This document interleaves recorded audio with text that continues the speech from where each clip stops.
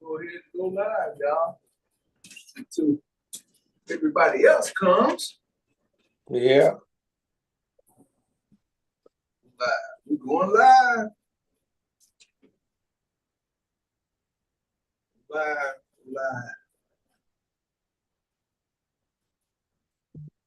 Can you hear me okay? Oh, yeah. Hear you just fine.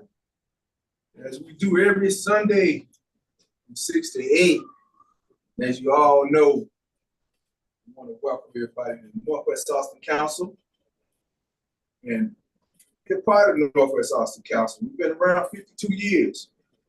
I'm sure we can make it another 50 to 102. Be like Miss Drummond, 102 this year.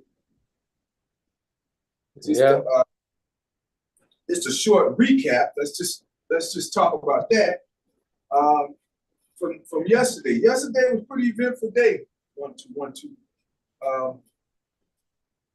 Mic's not working. Hold on a second.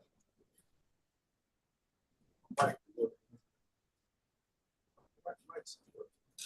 But nevertheless, yesterday was the bricklaying ceremony for the fallen heroes, I like to call them, from, I don't know, I want to say the West Side, but yeah, I have noticed that there are names that are not from the West Side that have lived in there, but predominantly the West Side, and it's usually hosted by the Austin Green Team, which was founded back in 1988 by Mary Peary. Miss Mary Peary. She was the founder of the Austin Green Team and happened to be Miss Leola Span's sister, which was the most profound person that we know of that came out of Northwest Austin Council. And they have both passed in the last 20, Miss Span has gone on, it'll be 20 years next year that she's been, that's passed on. And does she have a brick over there? Does she have, I'm sorry? Does Miss Span have a brick over in there? Oh, yeah. Okay. I can hear you now. Go ahead. Okay, I don't know. I was just asking if she had a brick over there.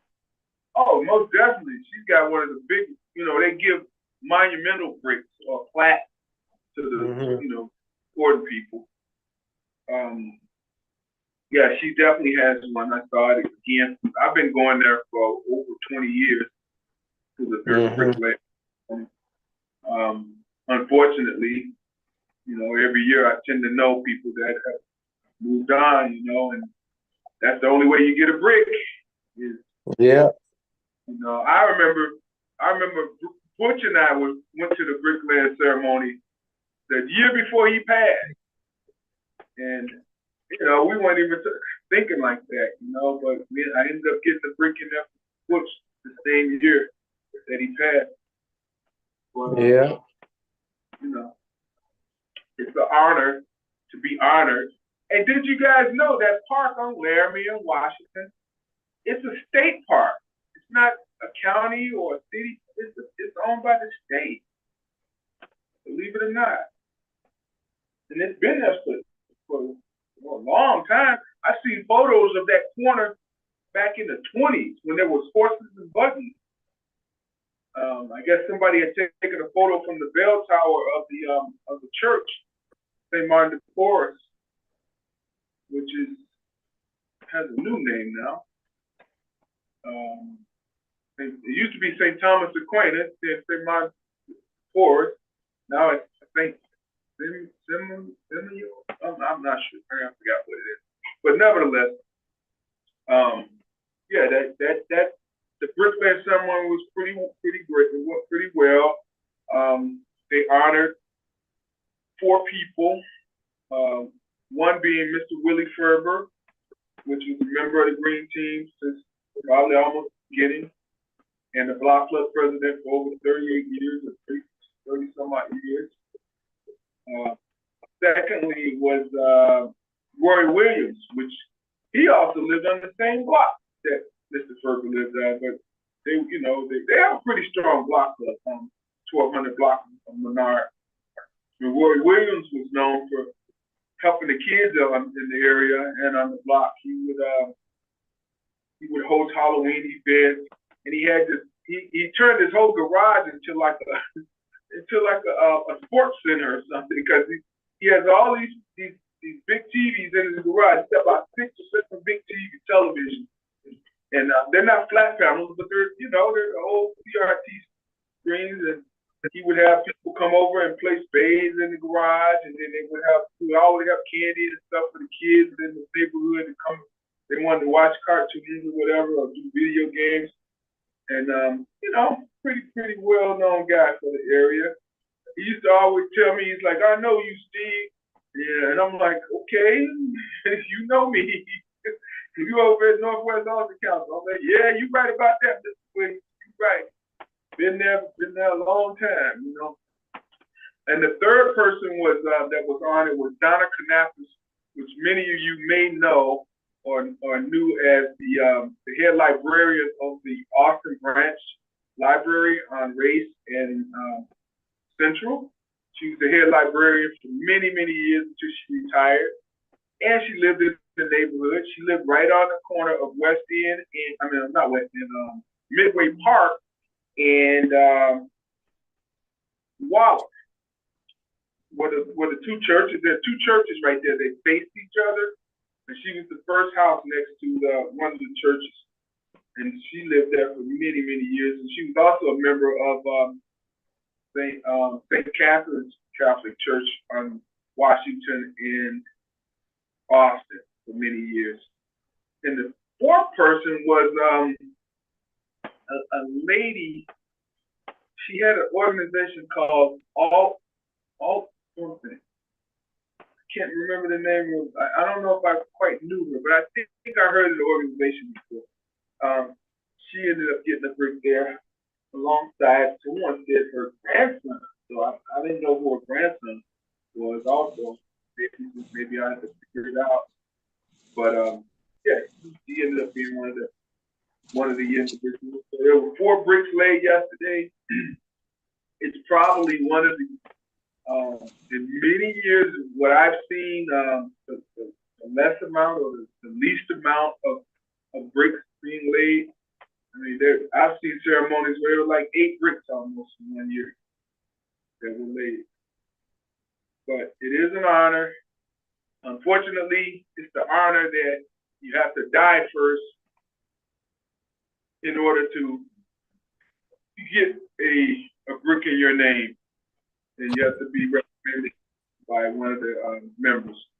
And I guess I'm an official Green Team member because now they've indoctrinated me to help place the bricks. Because Mr. George Lawson is getting up in age, and as he says, 80 and 6 years. And for those that don't know what a score is, it's 20, and he's 86 to be exact. And I guess he's having a bit of a time getting up and down, digging out the old bricks and putting in new bricks. And he asked me a few years ago to help him with it, and I helped him. And now, they kind of want me to take that on, and I have no problem with that. That's only once a year. In order to help the Green Team, which actually people don't even realize this, the Green Team started out of Northwest Austin Council. And I could go on and on with all the organizations and groups that started off with Northwest Austin Council. And let's do that. Let's start with the Austin Green Team, which Miss Mary Peary, that started out of Northwest Austin Council. Let's go to the next organization, which is the Peacemakers. The Peacemakers started out of Northwest Austin County. Let's go to there was a block club that was run by a group called Eyes on Austin. They started out in Northwest Austin Council. They started as a block club. They got chartered and they started an organization called Eyes on Austin. That was Gene and Sonny Jackson. I think they they passed some years ago. Another organization started out of NAC was, it didn't start out of NAC, but Westside Health Authority, Miss Spann in the early days, Westside Health Authority, she was a member of Jackie Reed's board to get them kind of, established and going. So I want to say NAC was attributed to the building of Westside Health Authority. Another group, I don't want to say NAC Health, but Austin Coming Together, their executive director, which everybody knows him as. What's the director name? Tiny, I forgot. How can I forget? I'm having a senior moment, I guess. Darnell Shields. How can I forget Darnell Shields? Darnell made it clear to me that he was a member of NAC when he was a youth. He said, "Steve, I remember you being on the board. You were the youngest guy on the board." And I said, "Well, what were you doing?" He said, I lived in the community, but I was part of Youth with a Voice. Remember when you guys had Youth with a Voice?" I said, "Yeah, I remember the group that we developed, our organizers developed." He said, "I was one of the youth." I'm like, "Oh, okay, cool. So, that's an attribute." Let me think. I don't want to say NAC people. SAC was a sister organization. They came about the same time. NAO, Northeast Austin organization, was a sister organization. They came about the same. And of course, Mid-Austin Steering Committee was a sister organization they came about. But we all worked together and coalesced, to support each other over the years. Who else was, let me see, trying to think of what other organization actually started. Actually, Butch Campbell started an organization called 100 Men Plus, and they started out of NAC. I'll never forget that. He took that off and ran with it in like 2 months or 6 months. 100 Men Plus, yeah. That started out in Northwest Austin County. But we had quite a few, groups that came out. And I remember in the early days, Ms. Spann used to always tell me, she said, "Steve, our biggest attribute is block club development." She said, "But one of the scariest things about it is once we help develop the block and we try to amalgamate them all together, people take it upon themselves to go get chartered, and they feel they don't need to be a part of the NAC or the amalgamation of the other blocks." And I said, "Well, why do they do that?" They figure that there's money in it, I guess, in so many ways. They get a charter, they can get exempt on things. And people don't even understand that. Tax exemptions, it really doesn't do much. We've been tax exempt for years. But you know what? I've used that exemption, I've tried to use it maybe 2 times. And it's a federal exemption. It's not a local exemption. You have to apply for that also. And then what you do, you get a little bit off your purchases, I guess. I don't know. But people, they clamor over that. They rave over that. And they make it like, oh, that's a big thing. You're a 501c3. Everybody want to be a 501c3, but they don't understand the fight and the work and everything that you have to do to stay on top, And like I said, it ain't easy. It's just people that try, they'll tell you. What you got to say there, Tiny? Well, so I'm in California now. Oh, great. All right. So you tuning in all the way from Cali, huh? I said you tuning in all the way from Cali. That's good. right. So I'm on now, but it's a difference in the time. So I'm not gonna do much talking today, because I'm doing some other stuff too while I'm listening in. So it's a little early there, right? An hour early. Yeah, it's 2 hours. 2 hours. I'm sorry. That's right. 2 hours. I forget. And I'm still adjusting to it, Oh yeah. Well, it's not. Yeah, I guess it. Yeah. You ain't jet lagged. You just kind of throw it off a little bit. Right, just throw it off a little bit, you know. So, but it's real good. I'm here with my son and his kids, and Oh, okay. yeah, so it's real nice. I'm enjoying it. But his What part of mother, huh? what part of California are you This is Antioch. in? Antioch. Yeah, so that's right outside of Oakland. Okay. So, and I guess this is Northern California. You know, geography is my worst subject. You said job. Your work stuff. Yeah, yeah, Heard yeah. that. So, but I'm enjoying it. You know, it's sad because my high school sweetheart, you know, she died, and maybe you know we were talking about relationships, Right. Right. and man, I really realized, you know, a woman can do a lot for you. You know, all of the gang banging and stuff I did before I met, her name was Ernestine. When I met her, she changed my life. I came from a thug, and I was student of the month, 1963, and runner up for that. And I was lieutenant colonel when I graduated from high school. And I attribute all of that to her. You know, she really, you know, changed my life, made me something different than before I met her. And Right. women can do that, man.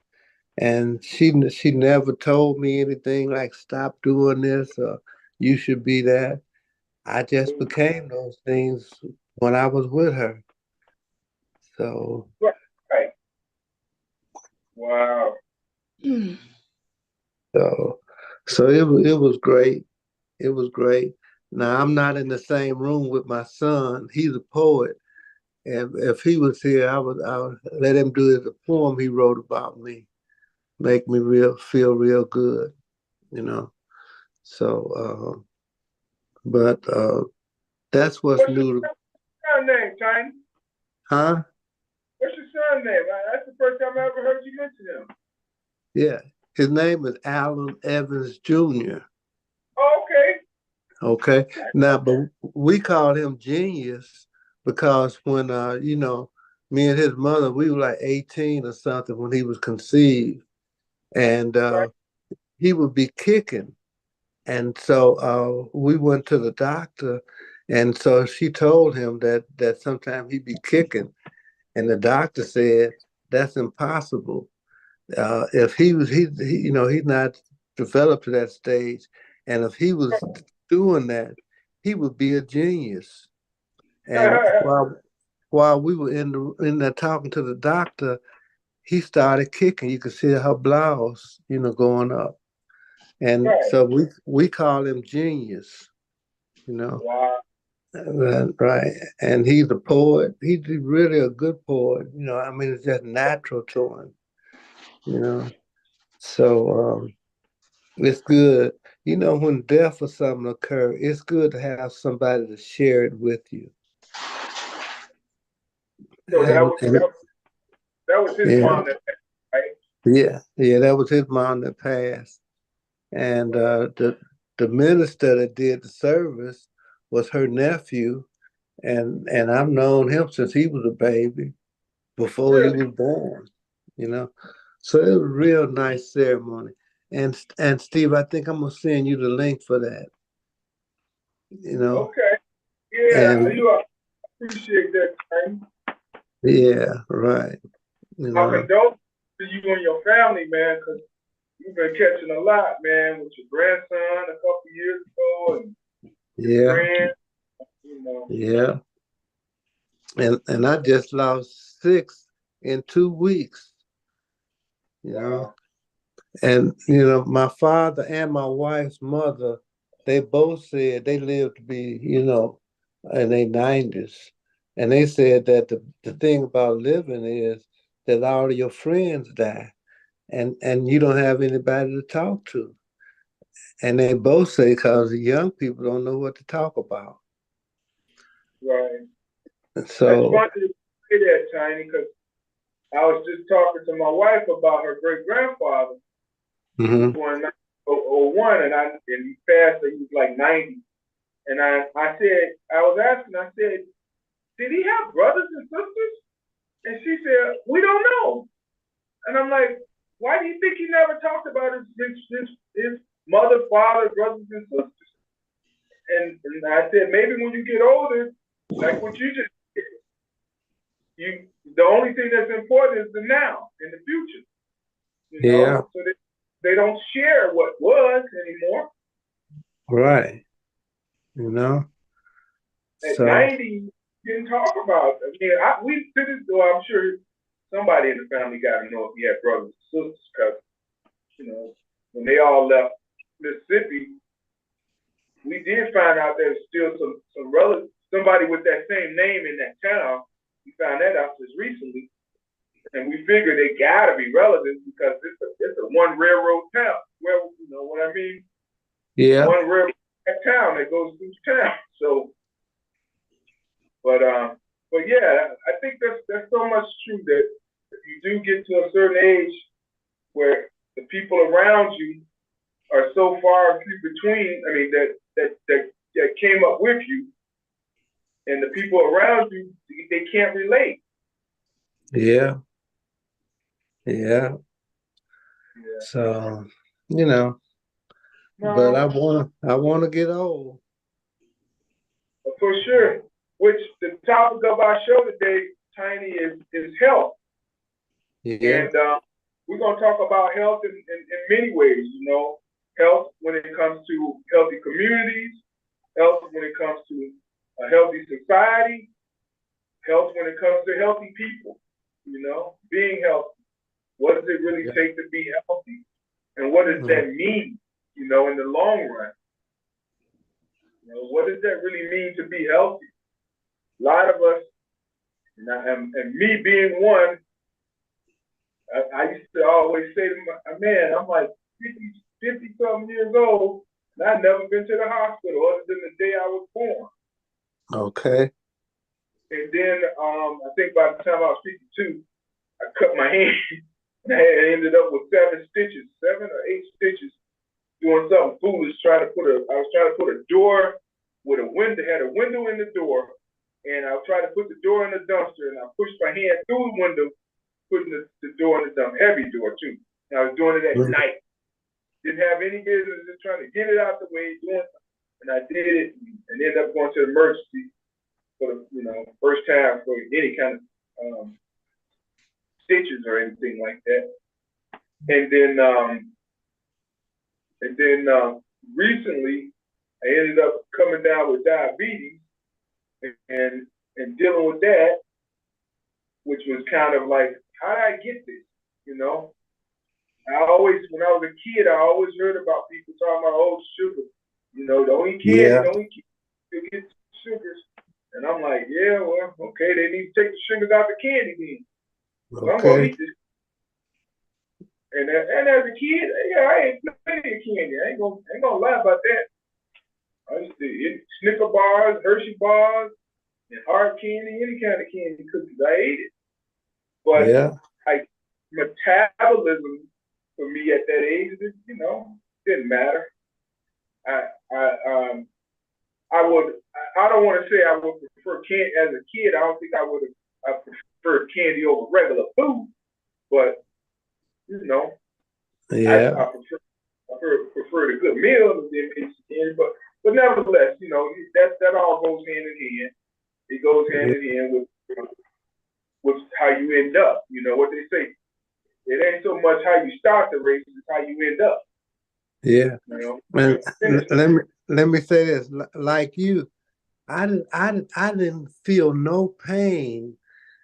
I had nothing wrong with me. I had asthma, but nothing other than that until I was 27 and I got a toothache and had to go to the dentist. When people talk about headaches, I did not know what they were talking about. Stomach aches, I had Right, no idea what they were talking about, you know. So, but as I got older, like you, I got diabetes, prostate cancer, all kind of things, sleep apnea, all kind of things happen, you know.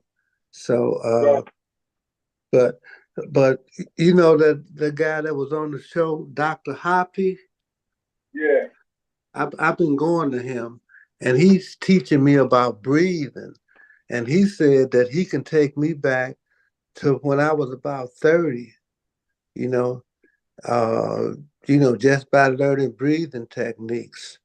So it's a lot of things out here that that could help us with our health.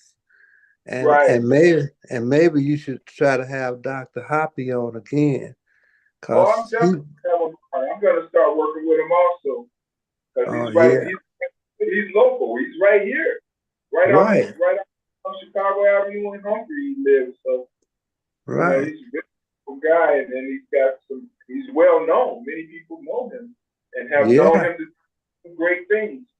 So I'm definitely right, gonna be with him because, as you said, Tiny, I have the same thing. We discussed this many years ago about the prostate, and somebody needs to tell me. Somebody needs to tell me why is it so many black men that I know of have issues with their prostate? I mean, is it just the melanin of that we have is creating this issue in the tremendous amount of people that I know of, or is it just our social habits and our upbringing, or what is it? Because yeah, I know too many black men that have had prostate issues, and primarily it's cancer. yeah. Well, white men have it too, but they get better medical treatment than we do. But they go to it too, and we're just now starting to knowing about it and getting treatment for it. But they say 1 out of 2 men gonna have it. So Yeah. yeah, Well, well, I let's think just be. I think for our hello everybody. I think for our black men, it's the whole stigma of having a doctor having to give you a digital exam, and that means putting his fingers in there to yeah, even test the prostate. So a lot of yeah, men shy away from it. yeah, Well, right. they don't even do that anymore like they used to. They go straight to the blood test. The blood is the easiest way now. Well, the thing is, when they do the PSA, they do the blood test. If it's higher than 4, then they know you have a problem. So you still got to get the digital anyway. Yeah. And mine one was 7 when they diagnosed it, and I tried to do everything natural rather than have the surgery, and mine went up to 52. Yeah, I know another gentleman when they finally did test him, his PSA was 77. Okay. And by the time they got around to doing the biopsy and trying to make a decision as to what type of chemo they were going to start him on, heck, it was 99 by that time. Okay. Why? And Yep. see, See? it's a deadly disease. You know. Yeah. But one thing that's still out is that the male prostate grows as you get older. Yeah. You Right. know. And Steve, we should have a program that deals just with prostate and prostate cancer, just like they have with women and breast cancer and stuff like that. Prostate cancer is just as great with men. I know. Yeah, And the treatment is just horrific because I think the doctors, man, they have no empathy and no care when it comes to the black men. Seems Right. like they, yank them and thank them, and we don't even know what else. I got a friend of mine, and I was hoping he would come on tonight. He went through this. He was what, 62, 63, and his PSA was 4.6, and they said, okay, we need to look at it. 6 points over. Then of course they told him, oh, you got cancer.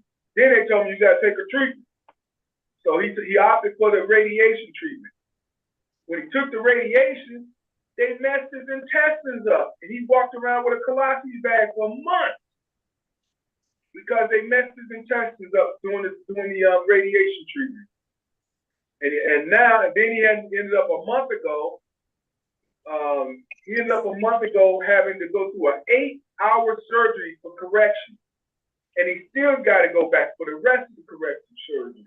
So I'm like, this stuff is crazy, man. Yeah. Yeah. And hey, it'll kill you.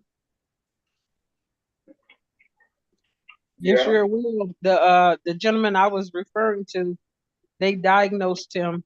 Like I said, it was already at stage 4 by the time he was given treatment. But we had read through a lot of the different options for chemo, and there were 2 that were chosen for him that had the least side effects.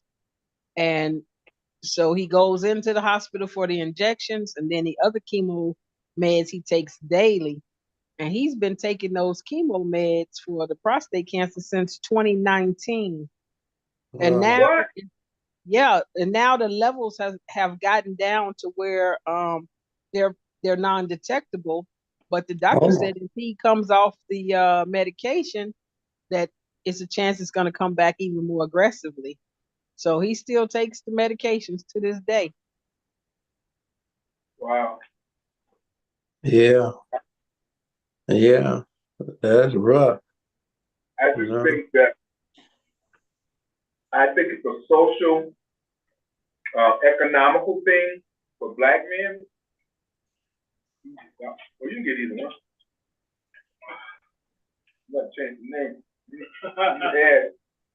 Add honor to the show. Hey, Arnold. Hey, family. Who's that, Tiny? Yes, sir. All right, now. Mm-hmm. How's it going? Oh man, great. Great. Praise the Glad. Lord. Praise God. Yeah. Always a good thing when we're alive and talking.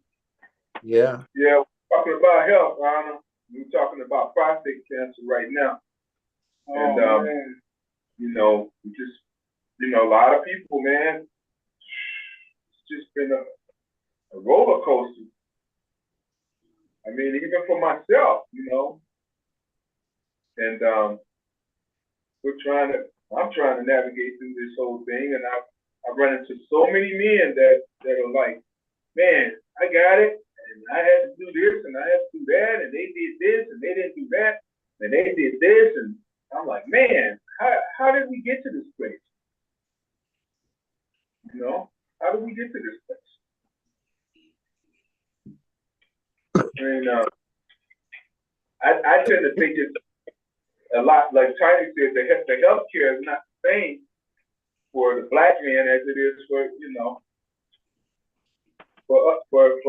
others.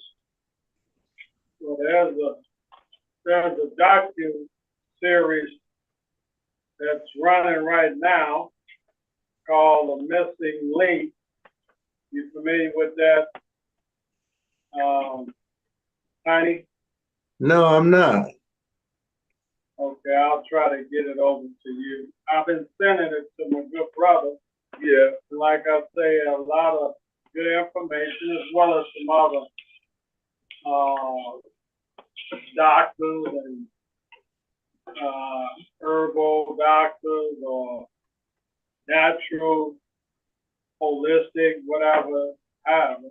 But nonetheless, there's some foundational information there where they all kind of spring from, and then it's one go this way and that way, why they go this way, why this go that way.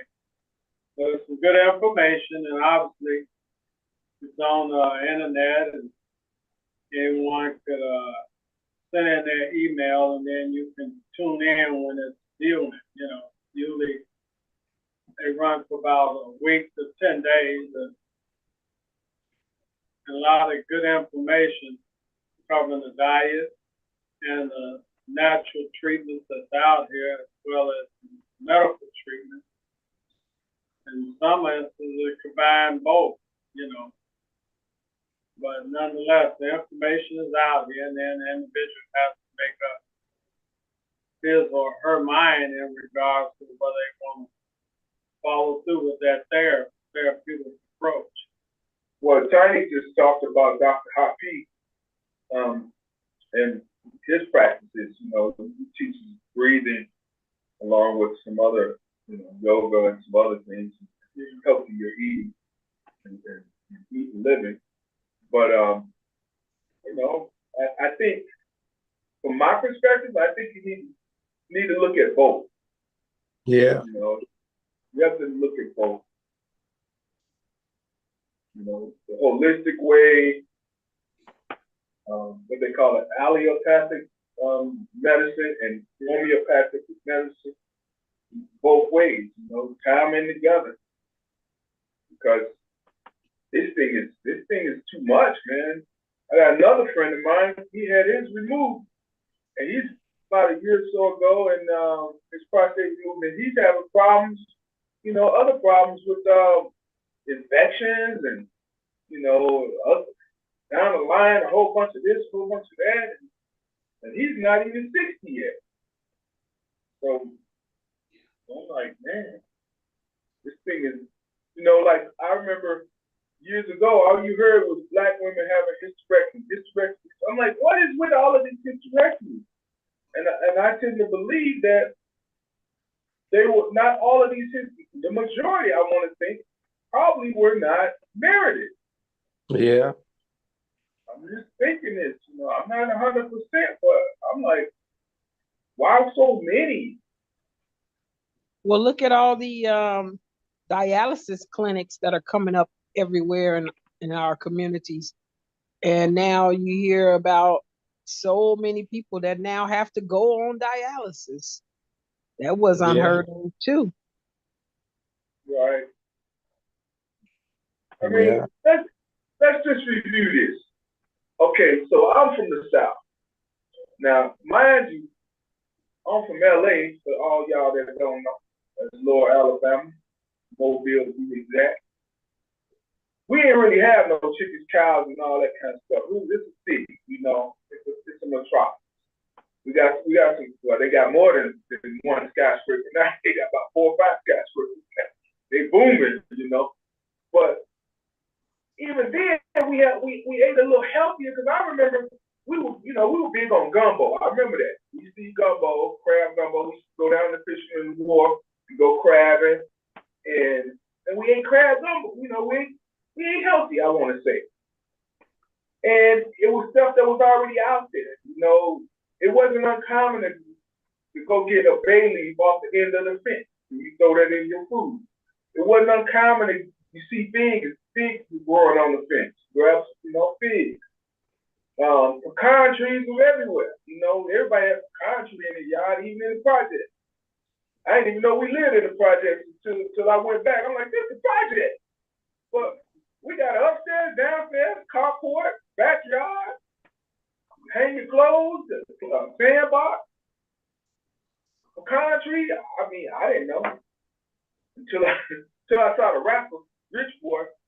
He had that song, put some D's on it, put some something on it. He was from Mobile.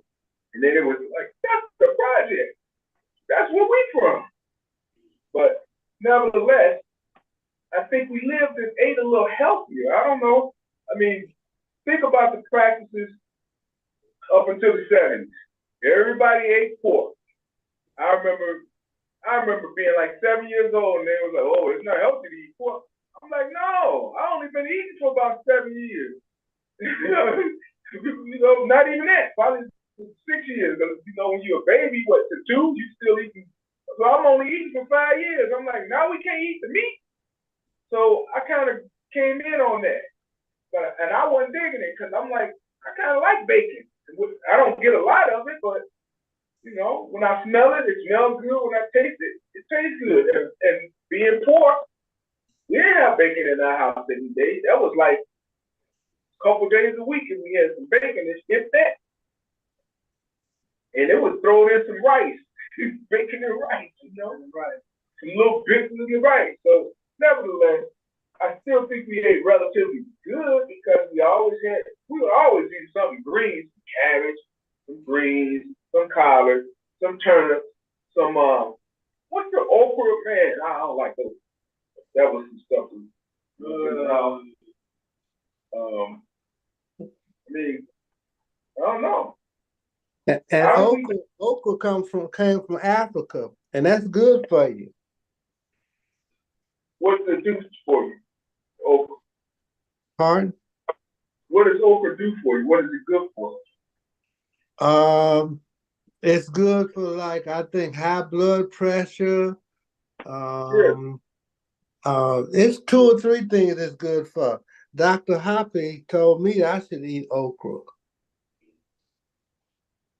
Man, I remember my mama making okra, and I was like, oh man, I don't know if I can do this. It's too slimy. Yeah. They used to put that okra with them crowder peas. Yeah, well, I eat the crop. Good. I know that, but I would pick out the okra. I think the difference now is the processing, all the chemicals and the preservatives that are in food. I think food was more healthier back then when we were coming up, Right. because it didn't have so many preservatives and so many chemicals in it. Now, you know, people be trying to make a fast buck. They'll throw some chemicals in it to keep it fresh a little longer because they shipping it, you know, all that kind of stuff. But back then we had pretty much butchers and meat markets in the community. Like my grandparents grew vegetables in the yard, so a lot of things were more fresher. Now we eating a lot of chemicals along with our foods now. Right. You know, and another person you should have on, Steve, is Denise. You know, McMullen, she came on one time and talked. And so she taught me how to shop. And what I look for is non-GMO, if it's made out of the country, and then organic. And it's another one too. But the thing is, you can't just eat stuff made in America. It ain't good for you. I mean, grown in America. I don't know if it's good to be stuff coming from China, because you don't know what they really putting in it either. Yeah, but it's better than the United States. I don't know about that one. Some of this stuff, I remember somebody said they were in China. They were making they were frying cardboard because they were passing it off as meat. I'm like, cardboard? How you stir fry cardboard and food somebody? But yeah, and I heard that's in the United States now. Yeah, you don't know what you're eating. It look like meat and tastes like meat, but it ain't meat. It's cardboard paper. 3D printed meat. I went to Red Lobster about 3 years ago out in what is that, York, Downers Grove, off of 20. And me and my wife going there. She wanted some seafood, but I don't eat seafood, so I'm like, let me get chicken. All we got is chicken nuggets. You ain't got no other chicken? Chicken nuggets? I don't want no candy meal. They was like, well, we got steak. I'm like, a steak, okay? So you got surf and turf. Give me this steak. They brought me out a 3D printed steak, man. It was the worst, horriblest thing I ever ate. And I told the lady, I said, hey, what's the deal with this? Oh, you know, you're not pleased? I'm like, seriously not pleased. This is this even tastes like steak. I'm like, this supposed to be a sirloin? As big as my phone, and it tastes like, I guess it's cardboard, pretty much. It didn't even, man, it's hard. But Red Lobster going out of business all over the place. right. thanks to the horrible states probably and everything else they got in there. But nevertheless, I think the foods, like you said, are affecting us. And Yeah. yeah, being is what you get out, right? Yeah. Hey, Tiny, Yes, sir. maybe we'll have a men's health group and discuss those, items that our health meetings when we gather. Well, Barry Okay. said we need to indoctrinate the what is it, Barry? The health council. Okay. Yeah. I think that's a great idea. Indoctrinate who? You said the health council, Peacebrook Health Council. Bring it I didn't about. I said, Oh, what's the the Healthy Living Council? yeah, that's the living council, right? Yeah, there you go. We need it. And then Angelica Green told me the other day that Congressman wanted to do something for it's a sidebar, but it has to do with health for sickle cell. Have a blood drive or something. I've yet to talk to him. I'm trying to find out again what's his position and take on it all. But she was talking about doing something like that next month. But and then when you think about it, how come we don't have local things like that? We have a block club, we'll have a party, we'll have a petition drive, we will have a what else? But we never do anything that say, wait a minute, slow down a minute, everybody. Let's look at our bodies and figure out what we're doing wrong or right now before it becomes wrong, so that we can catch it. We never do that in our communities. I mean, if you think about it, if you have a block club party, why not have the health department come out or one of these medical people, groups come out and talk about high blood pressure, diabetes, prostate cancer, breast cancer, all of those things, awareness. What's the other one? Colon cancer. I mean, all of these things, Colon, heart disease, any of this stuff. We should do these at block club events. Because Yeah. we know somebody on the block is suffering. Some of the hospitals usually would have come out. I used to have Loretta come out at my block party. Okay. But do the staffing and, They don't have those resources anymore. well, no, they have none. I haven't had a fountain yet. Right. So Janice Henry used to come. Right. I know that. Wow. Well, I mean, hey, we can get in front of a lot of these funerals because we do, man. Somebody yesterday I had a repass at NEC and they said, man, they people came 2 hours late. I said, why did it take you 2 hours late? They said there was 5 funerals in front of us and around us and on expressways and this and that. I'm like, wow. And they went out south. Not even closer to the west side and what's the name? For the services. For the burial. And there was backups. Out south. Girl. Somewhere on 115th or something. Oh, there's about 3 or 4. Right. So I'm like, wow. But I'm just saying, man, if we could get in front of many of these ailments, illnesses, diseases, call them what they really are, a disease. It's really a disease. Well, in doing it, would it be like a podcast or a meeting or? Well, you definitely got to make awareness. First thing you do, you bring awareness. Then, second thing you do, you come up with some caretaking solutions. And then you follow up with how you doing with these things, and making sure people are persistent. That's my take on it. But I don't know. I mean, we get older, and then people just begin to forget that you need to take care of yourself a little better, or they don't know. This kind of technology be better for that type of interaction or in-person meeting.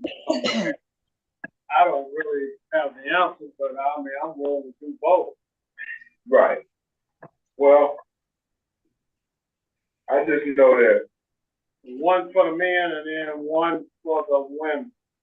Right. Well, Everybody got a heart, so yeah. you know, the heart has a lot of issues going on with that. So we need to get in front of those issues also.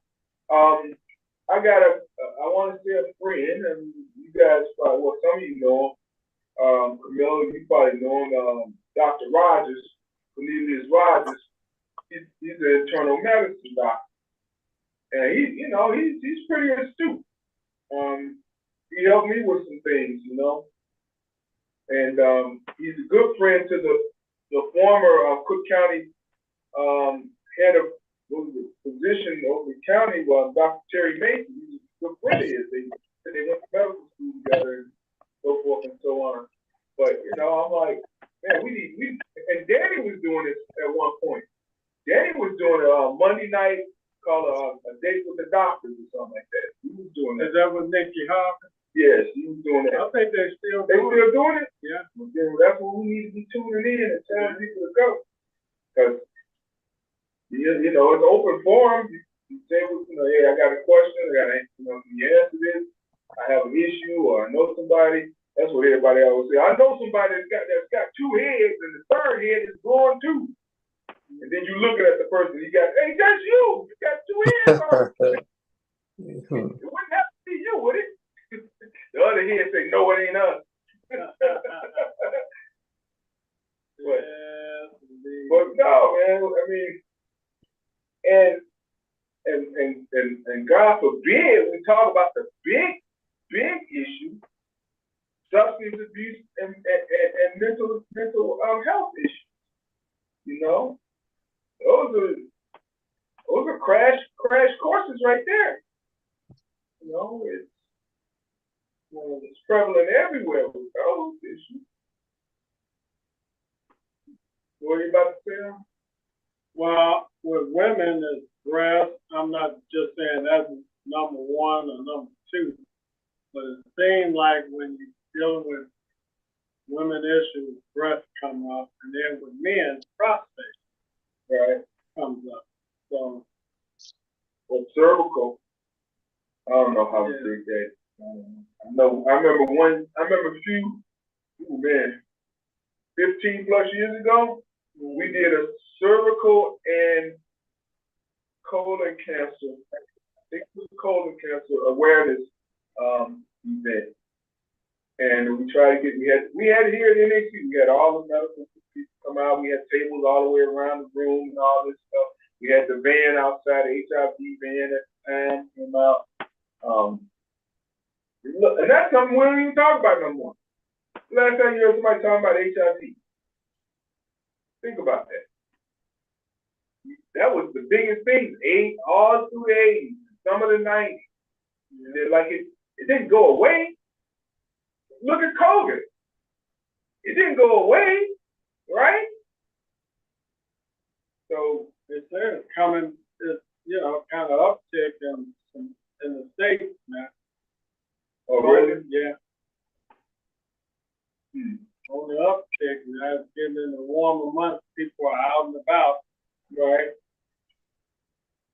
Well, so what are you saying? The warmer months brings COVID more? I thought it was colder months. No? Right. Well, that's what I'm listening to. That colder months come more closely together. When it's warm like it is, you get. Oh. Right. Bigger crowds. Yeah. Denser populations and things of that nature. Well, again, that we could go on and on but let's address the part of health with the men, because I'm gonna tell you, this prostate deal is nothing to be played with. There are a lot of solutions out there for it, cures, depending on where the stages are. And I heard Camilla, you said somebody had stage 4. With the prostate, they don't even consider it in stages like that. They have what they call a Gleason scale. and it's based on a totally different premise, I think. But when you start talking stage 1, 2, 3, 4, you're talking about full blown cancer. You know, it's full blown out cancer, if I'm not mistaken. Should have got Well, Dr. when your PSA levels get to 99, I would think that's at the highest level because anything over 4 indicates you have cancer. If there's a problem. So I would think Yeah. if it's almost at 100, then I would think that it would be at the highest level. Yeah, but Yeah. they don't call it out in stages 1, 2, 3, 4. I've yet to hear that.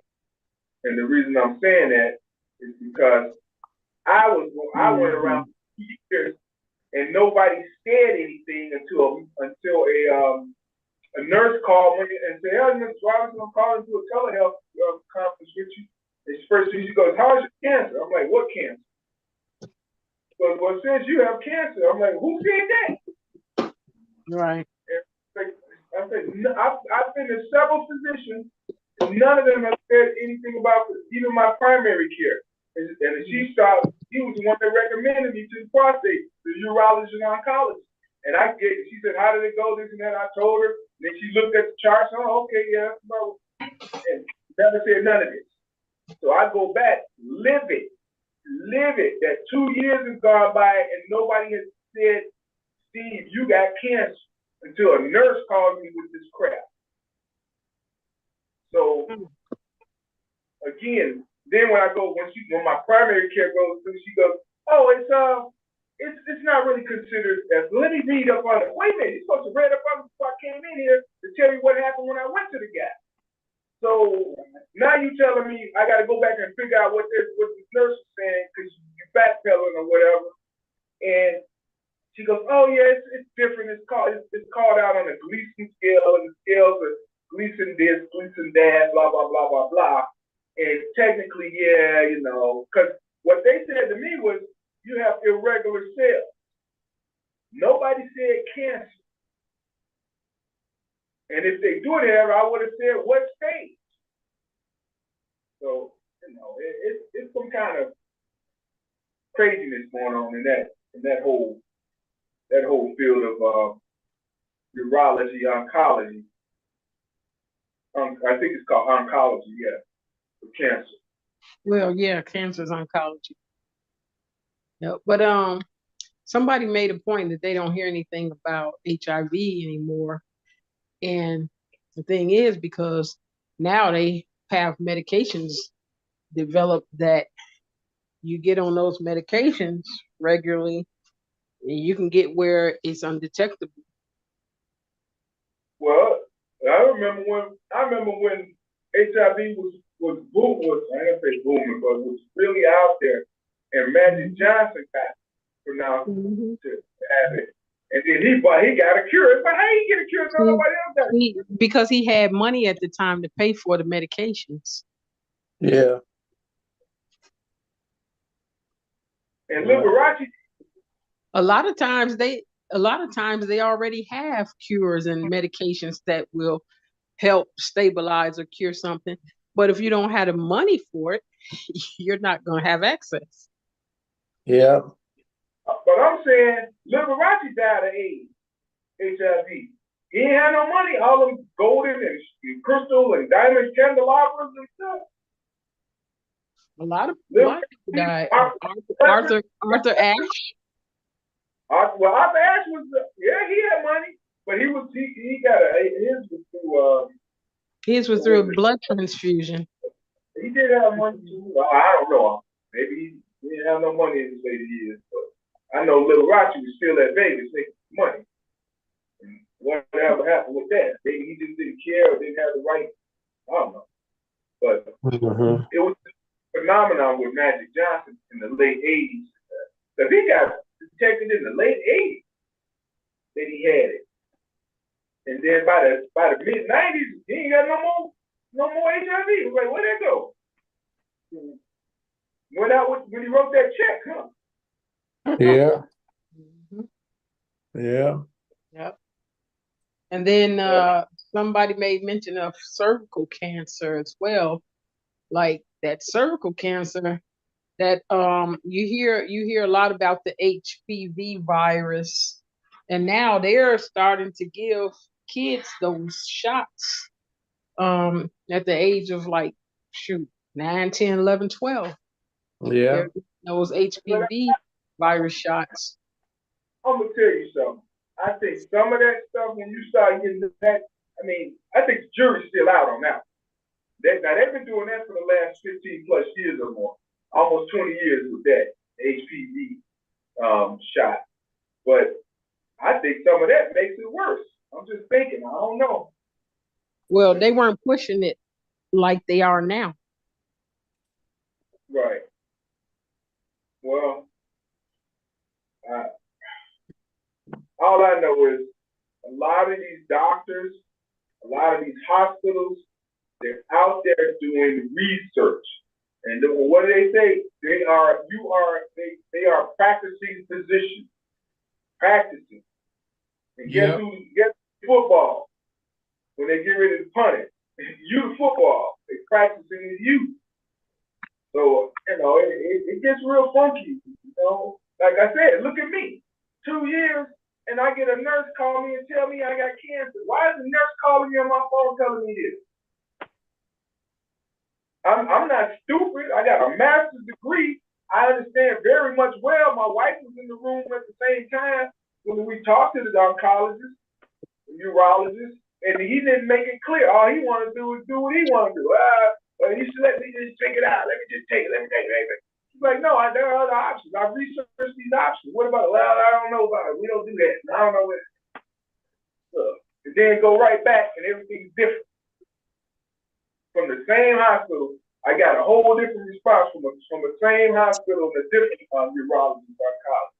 And I'm asking him, well, back in 2019, the man said, oh no, we're not gonna talk about that.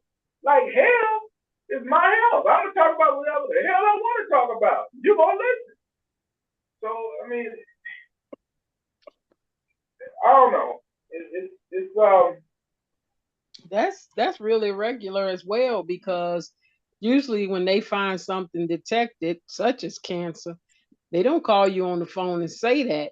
They'll call and say the doctor would like for you to come in to speak with you about some results of your tests. Mm-hmm. They usually don't give that type of information over the telephone.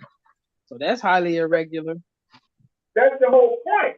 When I met with the doctor, because I did take the doggone biopsy, he said to me, out of the 12 biopsies we have taken, three or four, so that would make either a quarter or a third, show irregular cells. So I'm like, okay, irregular cells.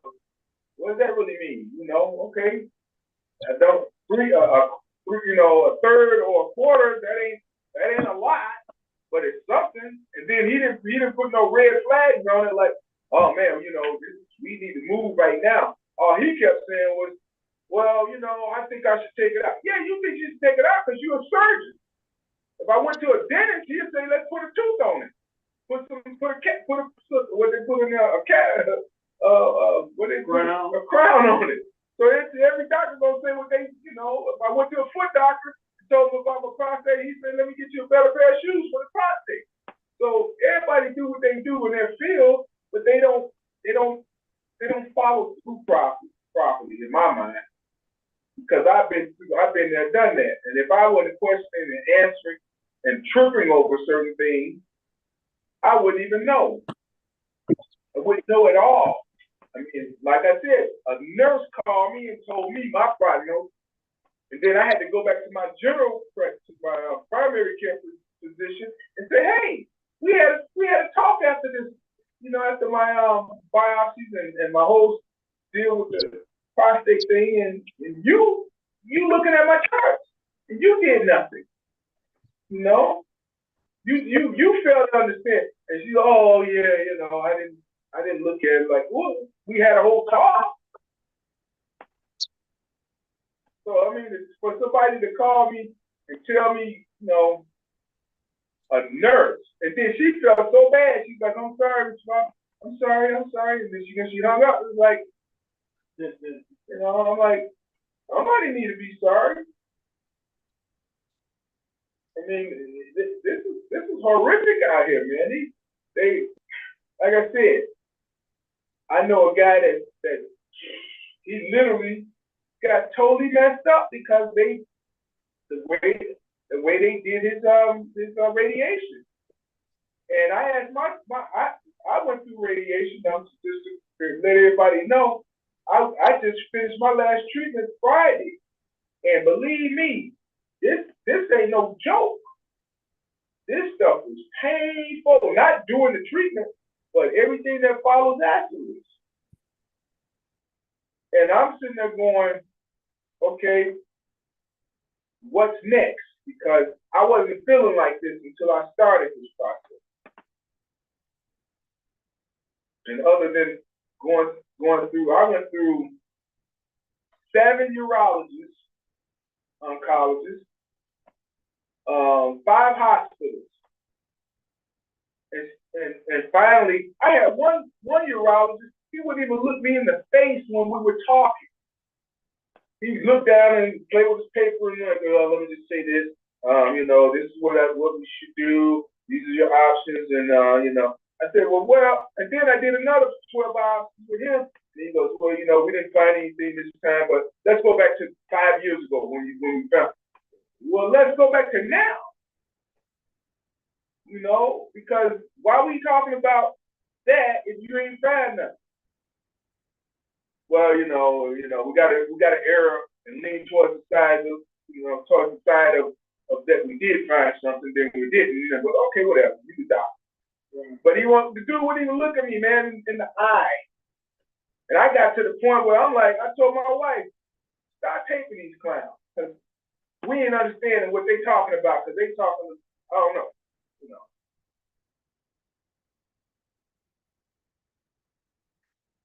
It's a world of mess out there, man. And then when you go to these clinics, you see tons of racial bias. Yeah, a lot of cases. Yeah, I'm beginning to really think that. But now the best I felt was when I went to the person that had his own clinic, he had his own campus, he had his own testing facilities, he had his own everything. Now that guy, which was out in Oak Brook, it was called the Prostate Center of America or something like that. A cancer center of prostate, something like that. But the guy, that doctor, he was right there in the middle of everything. He has his own facility. And maybe because it was private, but when you go to these other I know people going to some of the best hospitals and they had some of the worst results. The guy that they messed his colon up and his intestines, he's at Northwestern. Yeah. His brother was at Northwestern. His brother had his prostate taken out under the age of 58, and he's experiencing 2 years later a lot of infections and other things. And he's like, he went to Northwestern. So I'm like, I don't know, man. I don't know what's going on. I think I talked to your oncologist, urologist. I said, how many of these you do a year? He said, about 100. 100, you yanking them and thanking them, 100. 2 a week, 1 every other day. What in the world? Sometimes it's not about the hospital you go to, it's about your insurance. What type of insurance you have that dictates the type of service you receive. It shouldn't be like that, but I've noticed that. So you telling me you get top tier, they take you to the 12th floor where you got real good insurance, and then when you got crappy insurance, you might be in the basement or on the first floor somewhere with the bad doctors. Doctor, you got doctors because you got Medicare or whatever, I don't know. You ain't come in with a boatload of cash. No, Steve, that's true. Because I work with health insurances. I work with the financial department. It's a money grab at this point in time. Not even about patient care anymore. And everybody is lining another hospital pocket. And the insurances. The insurance are crap. We paying these high premiums. I'm paying a high premium but the insurance is crap. You can't. You got to stay in their network, and they don't have the proper doctors, and they have newer doctors. You got to think you don't see too many older doctors. You see these young doctors that probably got a D but became a doctor. They're not the same caliber of doctors neither. That's another thing. You're seeing a lot of foreign doctors that have racial biases that is not helping the situation either. Because I was Right. diagnosed with lupus in 2005. I was diagnosed with lupus. And the first rheumatologist I went to, they want to give me all these drugs, right? And I'm like, I don't want to take all these drugs. I don't do drugs. I don't want to take drugs. She got mad. She said, "So what you gonna do?" I said, "Well, I'm gonna exercise and eat the right foods. I'm not gonna take your medicine." So she got an attitude. So I recently went to a doctor, and he was a foreigner, and because I was doing everything, but I was having some complications, and I went to him. He like, "You don't have lupus." I said, "I was diagnosed in 2005. I took 2 tests that confirmed it. Now you gonna tell me because I'm telling him the symptoms I'm having?" He just ignored them. He ignored him. Like I told the doctor when I went to see my primary, I said, "Don't ever send me to another foreigner. Do not send them to me because they got racial biases." And he was not listening to me. So it's just we just getting a montage, a whole bunch of stuff right now in the healthcare field. It is not what it used to be. It's crap. Look, You when I was know, going, oh, sorry. go ahead. When you said you were diagnosed with lupus, I was diagnosed with lupus in 2000, and they had me on all type of medication. I would have so much inflammation and fever, swelling. My ankles was like big as elephants. My fingers were fat as sausages.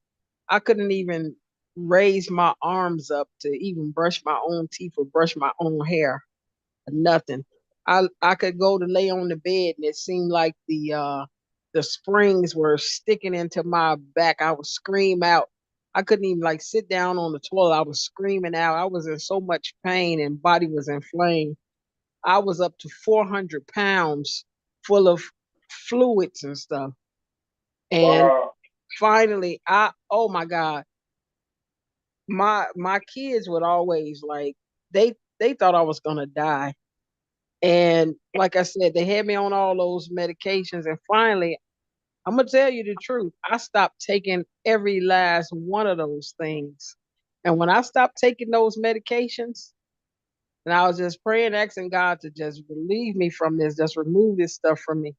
Do you know I started getting so much better, and I didn't have to take any more medications for years. Right. And that was in Amen. 2000. I don't take none to this day. I don't. I'm telling you, all they do is want to medicate. Medicate. For the pharmaceuticals. That's why the doctor got mad when I told her I wasn't taking nothing. She got honestly mad, like, "What you gonna do?" I said, I'll smoke CBD, I'll chew gum, whatever the pain has to go. Look, I said, I don't even do CBD, but I would do it. check this out. So the doctor they tell me, okay, so what you gonna do? You gonna do the removal, your prostate, you're gonna do radiation. I said, I want the seeds. They got these things called Breccia seeds, where they put radiation seeds in there and it gets rid of it, It diminishes the cancer. They go, well, the person, well, we don't do that. Okay, so where can I get this done? You don't wash cars over here, but where they wash cars and detail cars? Well, I just clean the hubcaps, I don't care about all that. But he didn't even try to help me get, what I wanted. And this last urologist, oncologist, man, I'm telling you, he blew me away. He would not look me in my eye, and I'm like, dude, I'm done with you. That's why I'm not having it removed. I'm gonna do the radiation treatment. So when I went for the radiation, this guy says, well, you gotta do hormonal therapy also. Now you do hormonal therapy, you're done. You have hot flashes as a man. You have no energy. You can't work.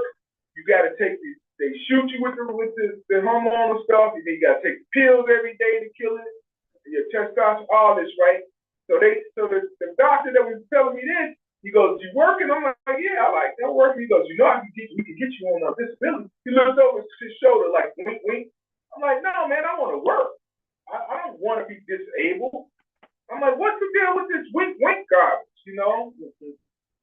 Like, I'm like, "Man, this healthcare is crap." That's all I can tell you, man. It ain't nothing healthy about the care.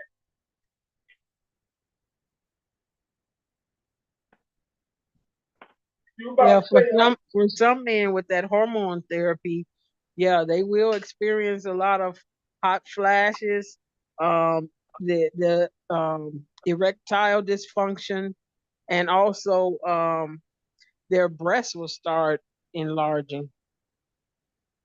look, the minute he told me, when he turned around and got up, looked over his shoulder off the computer and said, "No, we can get you on disability," and kind of winked. I'm like, "What you on, dude? I ain't saying nothing about not wanting to work."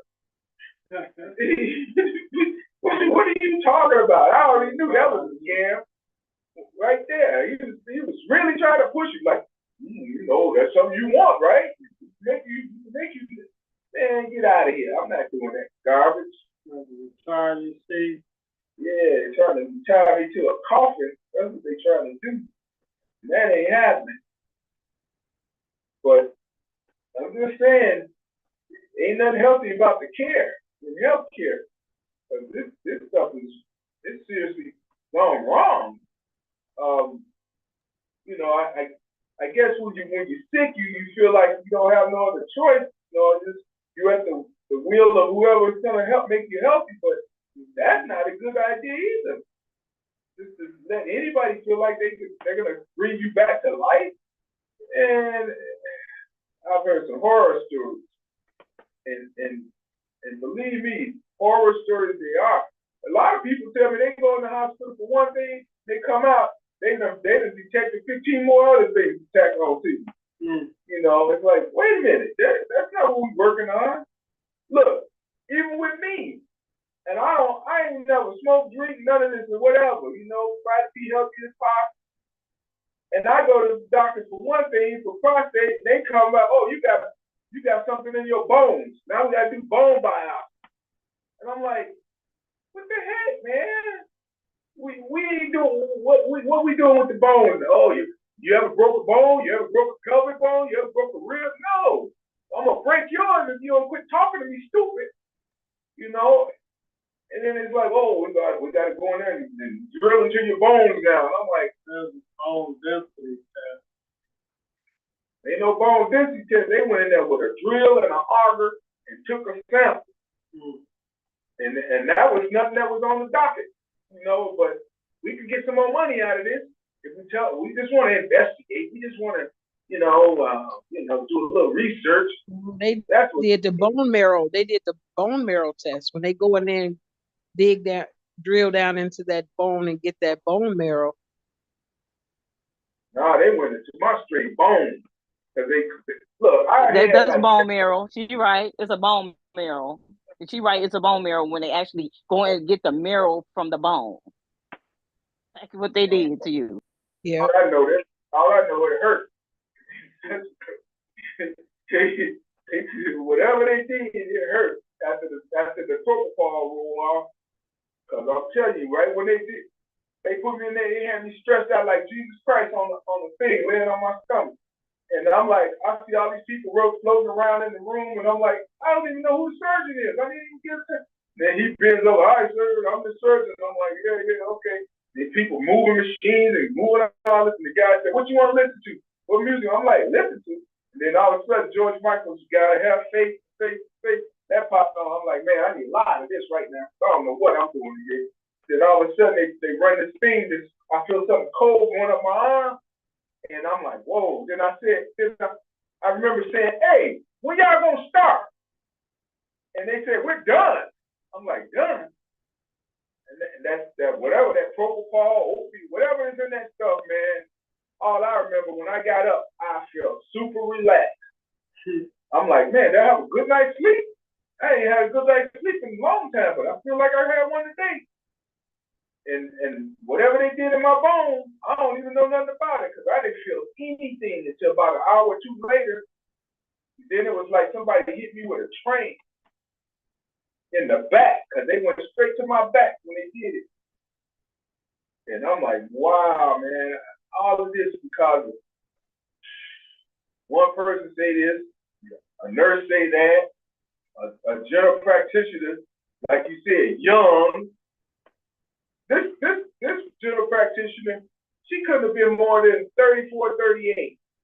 And hey, Barry, I was telling Barry about this. Barry told me he got an old timey doctor, man. His old timey doctor told him about his prostate. He said, Barry, at your age, don't worry about your prostate. Something else gonna happen to you and kill you before that. So I told the 38-year-old doctor what the other doctor, what Barry doctor told me. She said, he told him, a doctor told him that? How can a doctor told somebody? I'm like, yeah, they have that kind of relationship. And he probably knows what the hell he's talking about. Because he's probably 3 times your age or whatever, twice your age. You can't even read the doggone chart and tell me that I got cancer. You just let me come in and tell you what the urologist said, and you go, oh yeah, that's good. Okay, all right, whatever. And then I come back and say the nurse said this. Oh, how can that be? Well, you tell me how can that be? Mm-hmm. Why are nurses telling me this crap? I should have known something from the beginning because when I was detected with diabetes, she kept telling me, oh, it's a muscle problem. It's your muscles. And guess how I found out I had diabetes? Not from a nurse, but off the street. I left the hospital coming from muscle therapy with my general practitioner and went down the street and I was talking to DV and I was like, and he saw me come from the hospital. He said, what do you know? I told him, I said, man, I feel like this. He said, man, you might have diabetes. I'm like, you on the streets, dude? You a street doctor? We on the street talking, you know?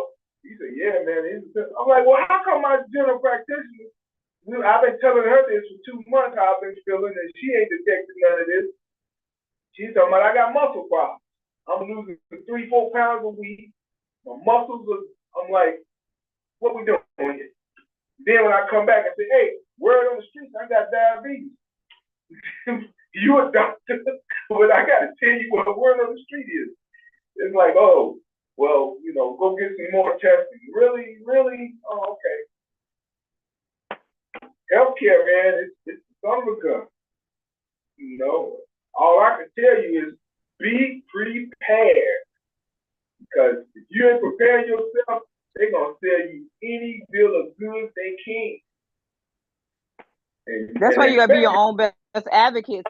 Your own best advocate. I mean, if it don't feel right, go somewhere else. Get a second and third opinion. And I'm talking about outside that network because they work hand in hand and a lot of them won't go no further than, you know, like, oh, go to this person, get a second. You can get as many opinions you want if you don't feel comfortable. You got to be your own advocate.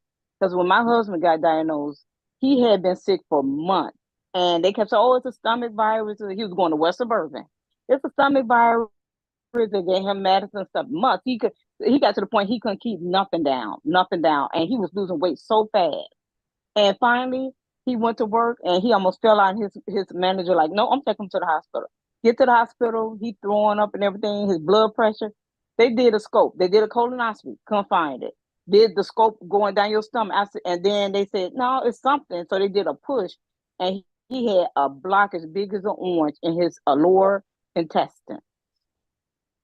Wow. Almost took him out of here. He did 6 months of chemo, 3 days a week. He had to take a fanny pack home from cancer center and sleep 2 days at home with chemo.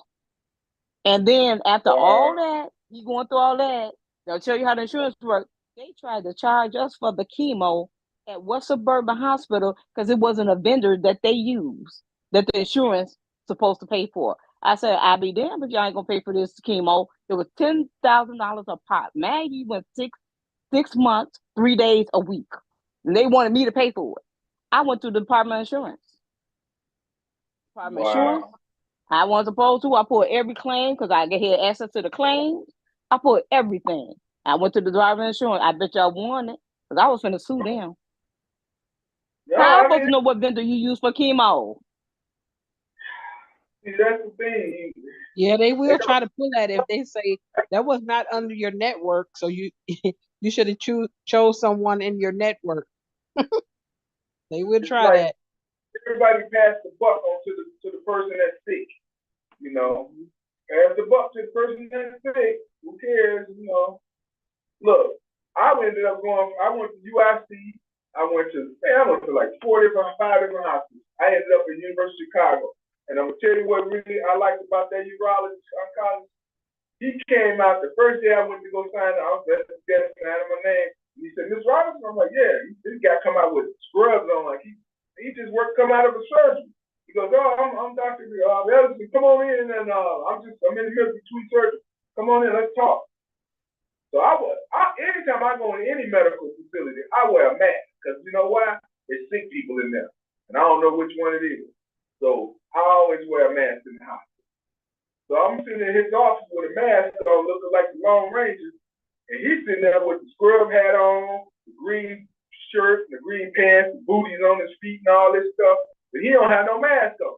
And he says to me, Mr. Robinson, you mind taking your mask off? So I like to see and look at the person that I'm talking to when I'm having a consultation. I'm like, that's what I'm talking about. Because the last asshole, all he did was look at the floor and tell me what not to worry about. Don't worry about what happened then. Don't do it. I'm like, what? Seriously? I ain't got time for that. Believe me, it ain't no care in the health system. Well, I feel sorry for seniors now because they making these seniors with the government because they get a kickback. Take these Medicare advantages, and that Medicare advantages, all y'all who's on Medicare, these Medicare advantages are HMO that you have to go under the umbrella of and give up your Medicare benefits and go under their tier of hospital, doctors, whatever, and they get a kickback at the end of the year because I work for a big hospital. And they get all that money back that they did not use. They get a big check. I mean, millions. A big check for all the service they did not give you under that Medicare Advantage because it's under HMO. It's not a PPO. You can't go anywhere and do where you want to go. You got to stick to their stuff. You got to get referral for everything. So they get a big check. I mean, I work for a company that actually work in the department that get these big checks for the kickback, and it's government hand in hand with these doctors. That's why they don't want Medicare for all. Why they don't want Medicare for all. They're keeping the insurance rich with the kickbacks. It's a hustle. But I tell you what our hustle gotta be, we gotta learn how to live healthier outside all of these processes and procedures, because I'm telling you can sit there and talk about the healthcare system is a hustle. You sit there and talk about the insurance system is a hustle. You can sit there and talk about what else? What else is tied to that? All these private care, these other care things that come in between medical, pharmaceuticals and food. Right, pharmaceuticals and food. We got to take it upon ourselves to figure out how to stay healthy and let everybody else know how to do that. Because I'm telling you, man, I'm seeing a lot of craziness going on, and I'm getting caught up in it. And I don't even know how I'm getting caught up in it, because I'm like, I don't go to doctors. Look, last year, I went to the doctor so many times, I thought I had a job there. I started asking the guy, I said, when we get paid? I said, dude, when we get paid? Because I'm here, I'm at the hospital 9 times out of the month. I know we get paid one day, like, is it Thursday or it's Friday? Because it's too much. It was just too much, you know? What you got to say there, Miss J? I ain't heard from you in a while. Miss Jacob.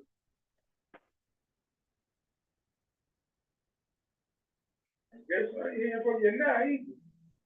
What you say there, Reverend Good Dr. Paul Jakes? I should say doctor. I'm going to keep that off. We talking about doctors there. Reverend Jakes, what you know good? Well, my brother, you have given us such a fruitful and informative session today. I have learned a lot. I minister to a lot of people who have cancer. Even now, I am ministering to individuals who have cancer. I will not call their names, but Right. I have done a lot of ministry, and I didn't know uh,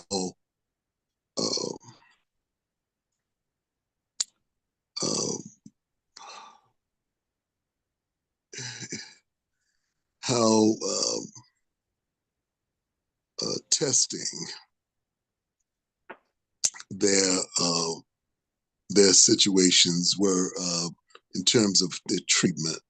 And I'm so glad that you've shared, and I want to thank you for going through it in order to tell others about it. And just God bless all of you who have experienced cancer or any other sickness. Just thank you for going through and being able to let us see that there is hope of a tree. If it be cut down, it'll sprout again, and the tender branch there will not cease.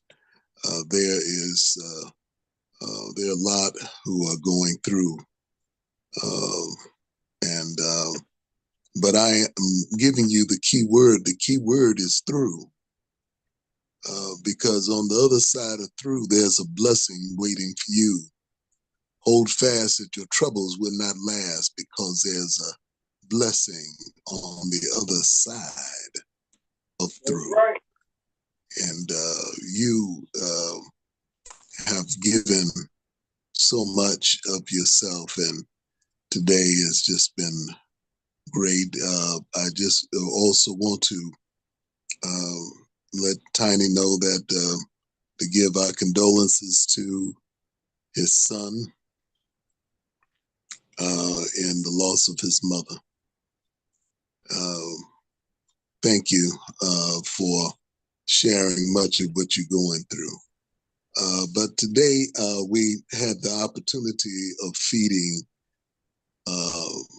people in the East Garfield Park community in front of my church building at 531 North Kedzie. And I really want to thank all the sisters and brothers who helped me to feed those individuals and to get the word out, going door to door in East Garfield Park. And it really, really made a difference in the community. The community Block Club presidents came to me, and people that are residents, and they just thanked me because we haven't been open, because we have been waiting for the city to get back to us in regards to the permit. And so we have been just in the waiting mode. But we hope that there's some positive things that will happen on the other side. So a lot of people you were feeding, so 500 on Kedzie, that's not too far from Chicago Avenue, Kedzie, where the homeless people, I don't even want to call them homeless. They got new words, and you want to be. Yeah. There's some that stopped by today, and they said, well, we don't even feel that we should even come and get any food because we're not dressed up. I said, no, you don't have to be dressed up. Just come in and receive. Wow. Yeah. So we'll do it again, and I just appreciate everybody that worked with me.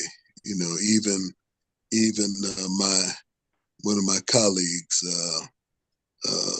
It's just a beautiful thing that we can can work together to help people in need. So yeah, that's what we did, and I ended up preaching a message outside in the community, and letting people know that we're still here for them and that we care about the community. So thank you, brother. Thank you for allowing me to share this. I really thank you for sharing that, Rev, because you out there, man. And we trying to support anybody that's doing a lot of good things, And you out there, you've been transcontinental for a little bit there. You were in Atlanta doing some things, weren't you? Yes, sir. Oh, I've been speaking everywhere, man, from Atlanta to Indiana to the south side of Chicago. I've spoken at Liberty. I spoke for the President's Lifetime Achievement Awards. I spoke for the one of the unions that needed assistance with doing a message for families who've lost their loved ones. It's there's a cadence, and I thought the campaign was over. Not a campaign for human survival. That's on every day. Quality of life. Yes, sir. Quality of life every day. But yes, sir. And also, just one last thing I wanted to share is that our colleague made his transition because of cancer, Fred Davis, and his homegoing service was this past Thursday, and the congressman flew in town for the service, and I'm glad. Yeah, Fred. Well, Fred Davis was Congressman's driver, and well, the congressman doesn't like to say security because he said everybody know me, ain't nobody trying to hurt me. But he was the congressman's security too, and driver, and he passed on. Oh wow, I'm sorry to hear that, man. Fred Davis, yep. Yeah, I know who you're talking about. I know that name. Hey, Reverend J. Oh, yeah. Yes. Hey, who's this? Arnold. Hey, Arnold. Yeah, right. Man, how you doing, Arnold? Fine. Fred and I, with my dad, my cousins, we all worked on the railroad about 10 years together. That's what I heard, that y'all worked on the railroad. I sure, I sure heard that. Mm-hmm. Yeah, it was the railroad. I saw you at the funeral too. I saw you there. Oh yeah, I was there with the family. Wow. Yeah, this is the first I'm hearing of him.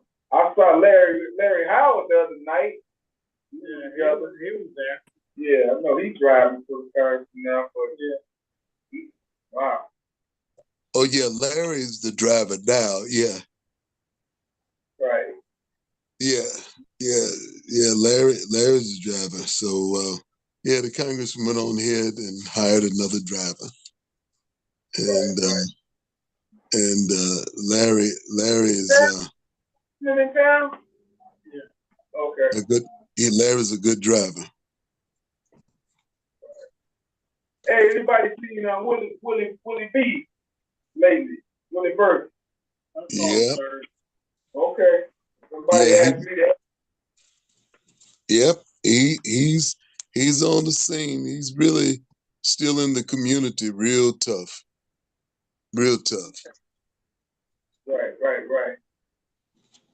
Well, I'm just saying, Rev, we're just trying to figure out ways to do next steps, which would be, we had a talk, but there is always awareness, and then there's always follow-up care and solution. First you gotta figure it out, detect it, whatever it may be. Then you gotta figure out how to solve it. That's you detect what you find. And I said in our communities, I don't know why we don't do more healthcare, seminars or shops or workshops. We just had this week at Northwest Austin Council, we had a mental health and substance abuse, I want to call it a symposium. And because it went on all day, it went from like 9 to 5. And a lot of the organizations like drug task force, opium and drug task force. Yeah, they were there, and then they had people came in from organizations from DC and Denver and all this other stuff. But they were touching bases on drug situation. Hey, did y'all know? I'm gonna bring this up with the fentanyl out here now. They say it's so strong that when you give them the Narcan, you gotta hit them 5 times with it. The stuff is that strong. I got trained to use Narcan last week, and they told me that. It's crazy. This fella was just at the Blue Line last week on the train. He had overdosed.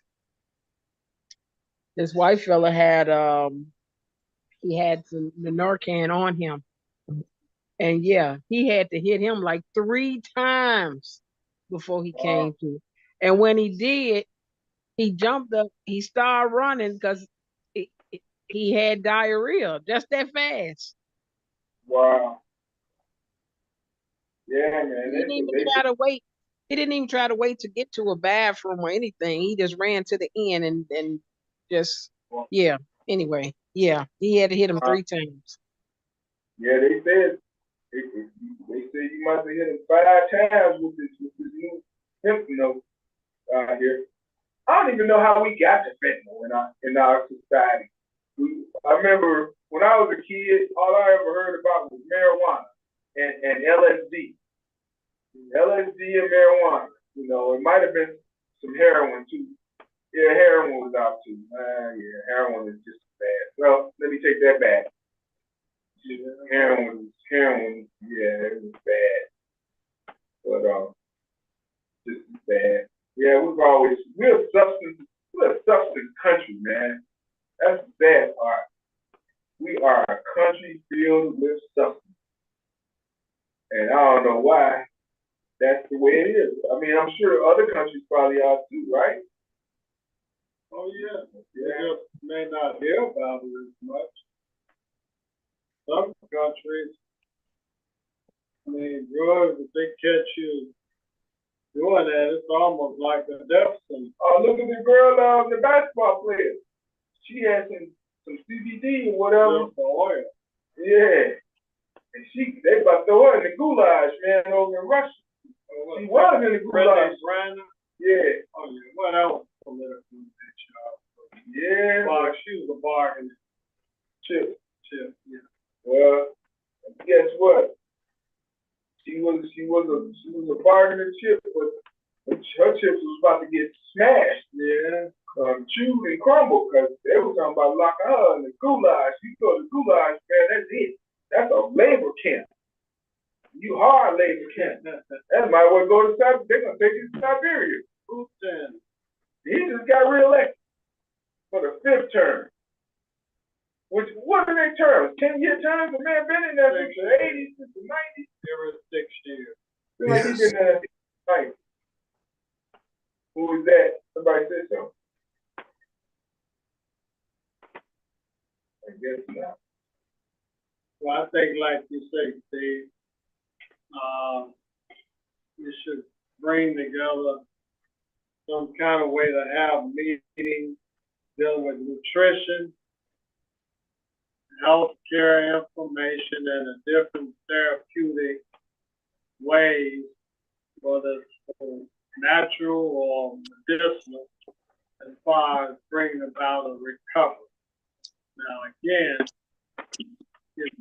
no guarantees, but nonetheless, the information is out there, and certainly, hopefully, people get a successful, blessed outcome as a result of whatever information that they follow up or follow through on.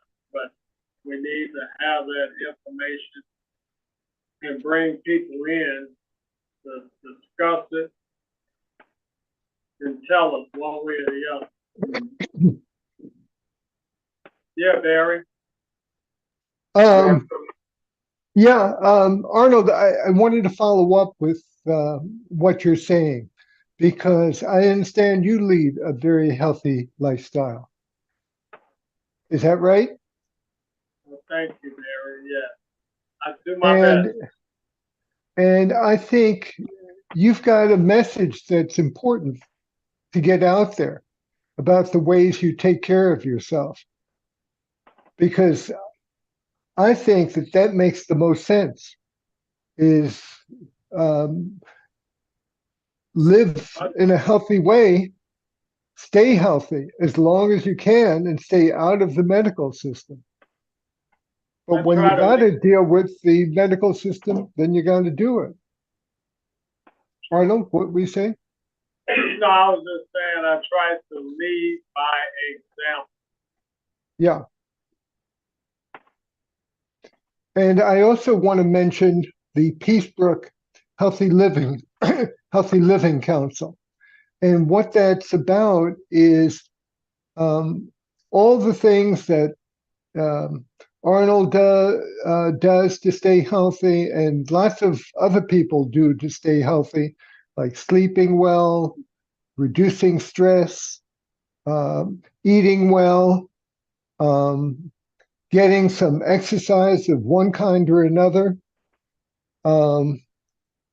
And what else? Arnold, what else is there? Or are those the main things? Sleeping is one of the most important. What is? Sleeping. Sleeping, yeah. Get enough, a sufficient amount of rest or sleep, however you want to say it, because that's how the body heals itself and rebuilds itself through the sleep. Yeah. And what Dr. Habib was talking about with the breathing. Yeah, breathing well.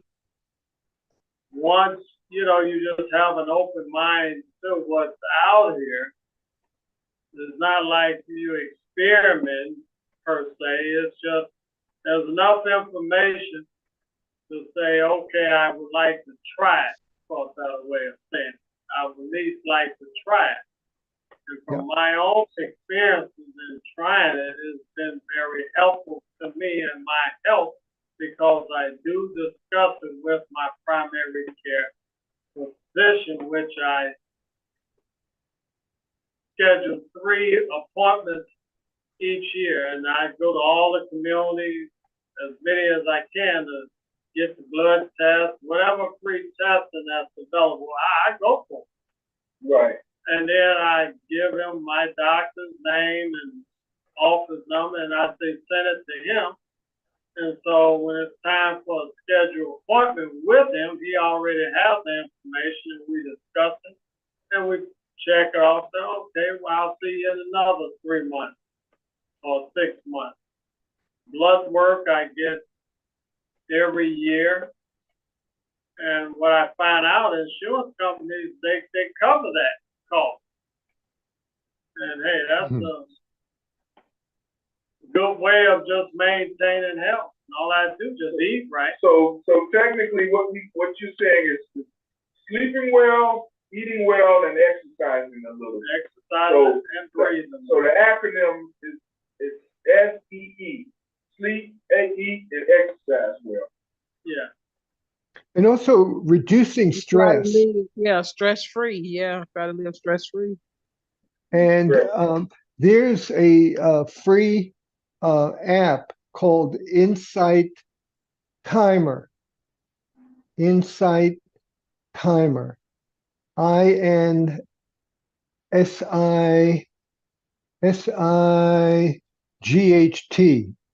timer, and it has all kinds of free meditations, and a lot of it is simply breathing. So when you breathe, for example, breathing in, you say to yourself, in. And when you breathe out, you say out, in, in, and saying something like that for a minute or two is very calming. It's good for Right. lowering blood pressure. Tell you, Barry, I could do that in my sleep. That's a good way to fall asleep. Yeah. So in And any if you case, want it's good. What? eat some walnuts, and within 30, eat some walnuts, plain walnuts, within 30 minutes to an hour, you doze off. Really? Walnuts. That'll do. And what are you saying about walnuts? Just eat a cup of walnuts. Every day? Well, you can, but before you go to bed at night, first it's hard for you to fall asleep. Just, when you eat, Google or find out about walnuts, and then you learn from that. It helps you go to sleep at night. I see. Interesting. Yeah. So all kinds of things like that, but it's called the Peacebrook Healthy Living Council. And I think it's, the idea is people who provide a service and need a service, we need each other. And this is a way that we can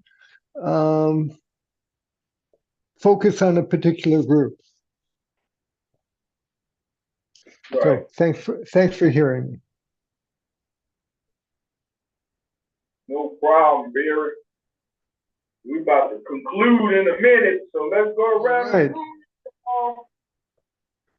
Let's start with Anthony. What you got to say, Anthony Bingham?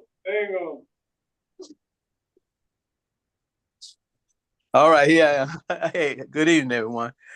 I almost missed this, but I'm glad I got on in time to hear it. But I guess the best thing for us to do is to eat right, exercise. Because like he was saying, some of these doctors, boy, they just out for the money.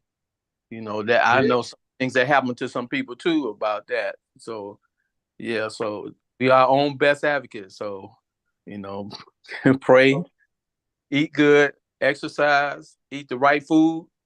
The Lord let us live long as He let us live. If we do the right thing, you can make yourself go early too. But if you do the right thing and worship Him, you should be okay. That's all. All right. Hey, we're gonna be having a meeting next month. We're trying to get a big meeting up in Gilwood at Mosaic Church on Oak Park and North Avenue. So I'm gonna let you know about that, okay? And okay. All right. All right. How about you, Barbara? In conclusion, anything? I sent it to Barry. I have to catch up with you. It's been so busy at work. I'm in the healthcare field, so I've been real busy. But anyway, I think I sent to you, Steve, too. If I could send it to you again, that we're doing the scholarship for kids are graduating, the seniors are graduating. Yeah, we're doing a scholarship and applications close on the 31st, and it's for any high school senior. And what we do is we give them $1,000 scholarship away, and we don't leave them there. They got to apply for it, and if they get it, every year they apply for it, we give them $500 each year they're in college, long as their grades meet the requirements. Plus, we follow them throughout their school year and give them money like for books or food if their money running low on food and stuff. We support them through the whole process of until their 4 years. It could be trade or college. So I did send that information out, but I'll send it again. But any seniors that's trying to go to college and and you think they just having a hard time with with the money, and have them apply just through covenant outreach through my organization. So anybody, you know, young, it's a lot of them graduating, so a lot of parents don't have money, but this will help. And the flyer is in the Peacebrook calendar on May 31st, which is the deadline. Yep, that's the deadline. Yep. So anybody, and I call all, it's crazy. I call all the West Side high schools. I call you name it, Steinmex, Foreman, Austin. Austin did get back to me. Half of these counselors have not got back to me. I have called them every day since it started, and they have not called me back for these kids to get the scholarship. It's crazy. Yeah. A Manly I Marsh. had the same deal in Oak Park High School. Yeah. Yep, I did. I called Manly, Marshall, every Black Western house. I called all of them. Half of them have not got back to me. And I've been leaving messages at the office with the principal, vice principal, and the counselor. Wow. Well, I'm gonna get you somebody because I know some people that's looking, that's getting ready to go to college. They need it real bad. I know. They send them my way, and I'll definitely send them the information. It's on Peacebrook, but and we're doing it from a nonprofit. We just raising money to do this every year, so it ain't like we rich. Well, excuse me, does it have to be for seniors going into college, or couldn't it be freshmen going into their sophomore year of college? No, seniors going into start because we want to follow them the whole year. Okay, then. Yeah, because we're gonna follow them all the way through. We always focus on the seniors going into college, and then it's like the other students who have made it through their freshman year. We gotta also make sure they are able to stay those 4 years and beyond. But that's what I'm saying. If we catch them at their senior year and they go and they get the scholarship the senior year and they go into their freshman year, like you said, we follow them all 4 years. We give them money all 4 years. Okay, that's wonderful. We give them $500 every single year until they graduate. Plus, we give them money throughout their semesters if they short on books or lunch money, you know, because you can get down. We give them money for that too. We pay for transportation. We try to get them clothing. We're doing all that. Wonderful. Thank you. Great, man. All right, Bob. Please send me that information, Barry or Bob. Okay. Okay, I will. If you go to the Peacebrook calendar, okay, it's listed in May 31st, which is the due date. Yeah, you sent me some information. Okay. Okay. Last but not least, I guess, Tiny, you got anything in conclusion? Yeah. I would just like to say, cancer ain't no joke, you know. Yeah. And people talk about I beat it. If you beat it, you still gonna have some things going on with you. You know, it ain't no joke. It's for real. And so again, I just thank God for you guys. You know, and I thank God for Reverend Jakes. You know, I was really feeling down, and I called him, and he gave me some inspiration. I appreciate that. You know. So thank everybody for just being here, and it's good to be around like-minded people, and keep up the good work. I like you that, too, Tiny. You too, Tiny. Yeah, hey Barry, you too, man. Yeah, thanks. All right, man. Tiny. Okay. Sure.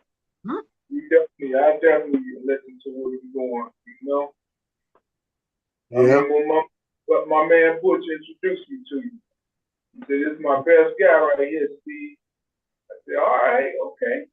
I see." Yeah. You go ahead. You 2 hours ahead of us. So you go on down to the beach after the bikini girls and stuff. Right. Yeah. So, all right, y'all. Anybody else got anything in conclusion? We're going to go ahead and sign out. All right. Well, good night, everyone.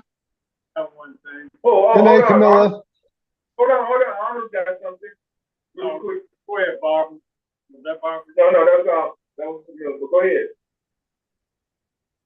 No, in regards to the Walnut which I spoke of a few minutes ago, it has a compound called melatonin that can help you sleep better at night.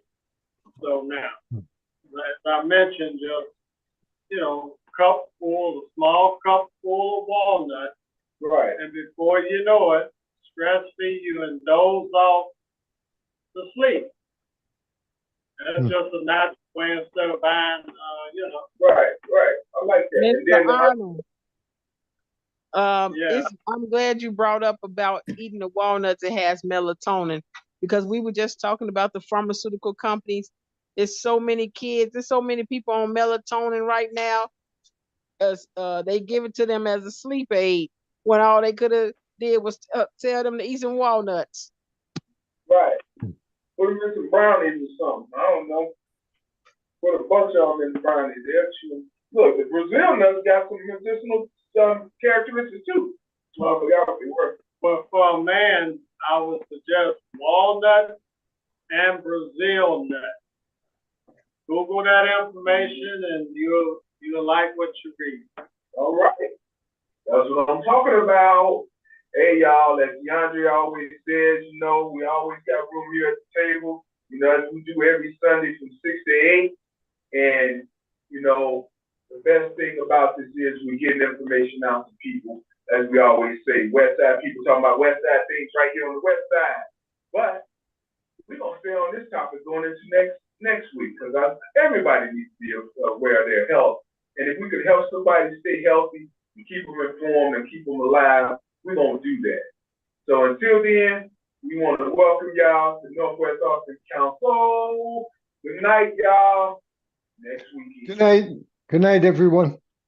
God bless everybody. God bless. Good night.